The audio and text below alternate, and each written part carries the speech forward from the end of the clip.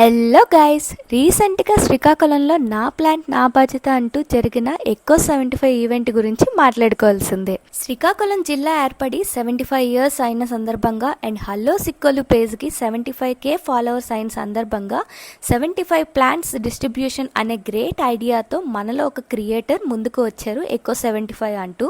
ఈ ఐడియాకి ఇన్నోవేషన్ తోడై మహావృక్షంగా మారింది, అదే వృక్ష 360. ఈ ఈవెంట్కి ఆర్గనైజర్స్ ఎవరో కాదండోయ్, హలో సిక్కోల్ పేజ్ అడ్మిన్ అయిన పాలకొండ ప్రశాంత్ అండ్ ట్రాక్నిక్స్ కో-ఫౌండర్ అయిన చందు యువటూరి.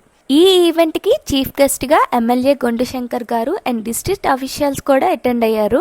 ఈ క్రియేటర్స్ క్యూఆర్ కోడ్తో లింక్ చేసిన ప్లాంట్స్ని డిస్ట్రిబ్యూట్ చేయడమే కాకుండా ప్లాంట్ స్టేజ్ నుంచి ట్రీ స్టేజ్ వరకు అవి ఏ లొకేషన్స్లో ఉన్నాయి, ఎలా గ్రో అవుతున్నాయి అనేది డిజిటల్గా ట్రాక్ చేయడానికి వృక్ష 360 వెబ్ యాప్ని డిజైన్ చేసి చీఫ్ గెస్ట్ అయిన ఎమ్మెల్యే గొండు శంకర్ గారితో లాంచ్ చేయించారు.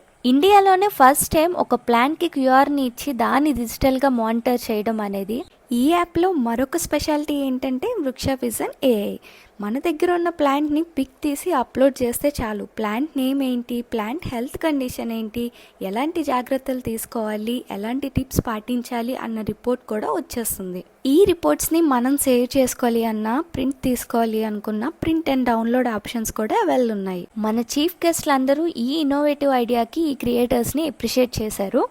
ఈ ఈవెంట్కి ప్లాంట్స్ కోసం 100 అబోవ్ రిజిస్ట్రేషన్స్ వచ్చినా రెస్పాన్సిబుల్గా ప్లాంట్ని గ్రో చేసే నేచర్ లవర్స్కి మాత్రమే 75 ప్లాంట్స్ని ఎమ్మెల్యే చేతుల మీదుగా డిస్ట్రిబ్యూట్ చేశారు.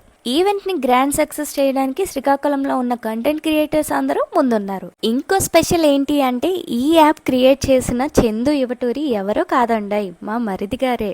తనతో పాటు మా ఫ్యామిలీ మెంబర్స్ అందరూ ఈ ఈవెంట్లో పార్ట్ అవ్వడం, మా ఫ్యామిలీ నుంచి ఇలాంటి ఇన్నోవేషన్ రావడం చాలా ప్రౌడ్గా అనిపించింది. ఇదొక అచీవ్మెంట్లో మేము ఫీల్ అవుతున్నాం.